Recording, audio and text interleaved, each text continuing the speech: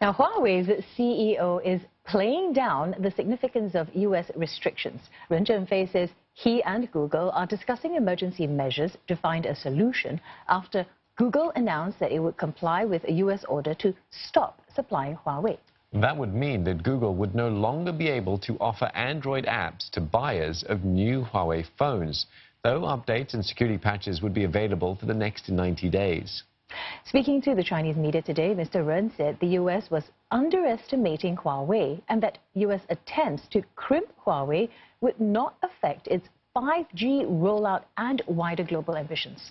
Last week, the Trump administration effectively blacklisted Huawei through a series of measures. Mr. Ren also says Huawei is ready and will continue to develop its own components to reduce its reliance on the U.S. and foreign companies. But is Huawei really ready to go it alone? Well, Mr. Ren says Huawei makes half of all the chips it uses in equipment. The other half comes from U.S. companies. The Chinese tech firm also relies on more than 30 core suppliers that are American. Microsoft provides the Windows operating system for its laptops. Huawei also uses Intel server chips and processors for its laptop line.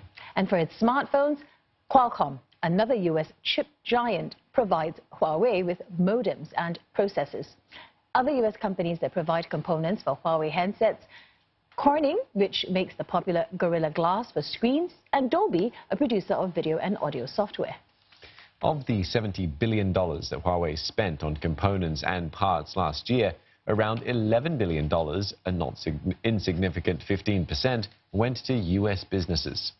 Huawei may soon get a gauge of whether consumers will still buy its phones without Google services, because it's launching a line of smartphones under its budget brand Honor in London later today.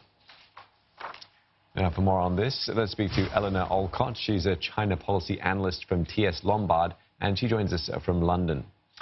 Eleanor, Huawei's response that the U.S. has underestimated its strength, is this bravado, or do you think Huawei will actually be able to surmount these challenges?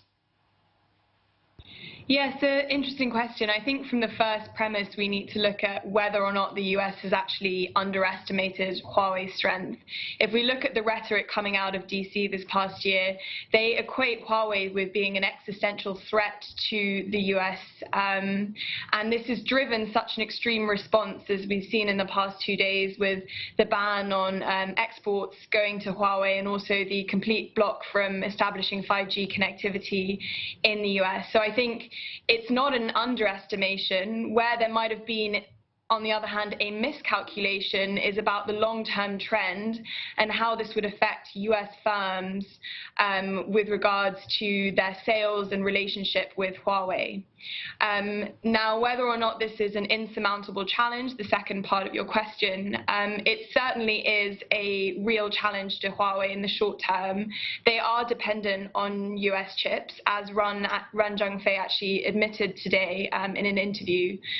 But they certainly will be stepping up the drive to domestically create not only the hardware, i.e. the chips, but also the software. So the software for the phone. So this will, these are the two kind of long-term trends that have actually pre-existed this policy move from the US.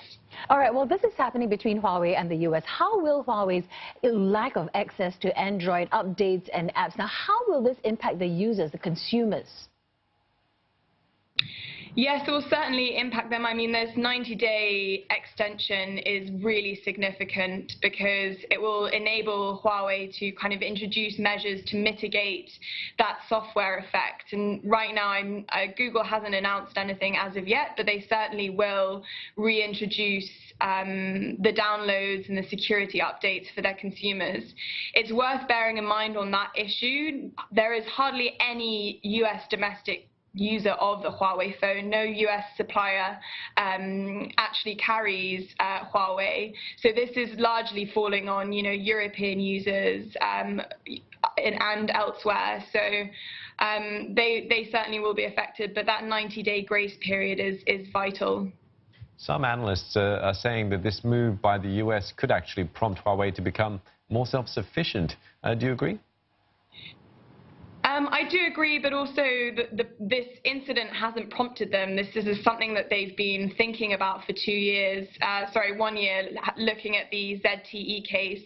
That was the real prompt. It's not the actions that have come out of the US administration this past week. It was looking at how the US administration was seeking to cripple another Chinese company, ZTE, last year. So this in effect prompted them to start stockpiling US components and to seek alternative suppliers. And in line with a trend that we've seen coming out of the NPC this year, Xi Jinping put a lot of emphasis on the issue of self-reliance. So this is, in my opinion, not the most important factor of this policy is dependency away from the US and connected to various other policy initiatives in China, most importantly the Greater Bay Initiative, which seeks to boost southern China's capacity for technological innovation.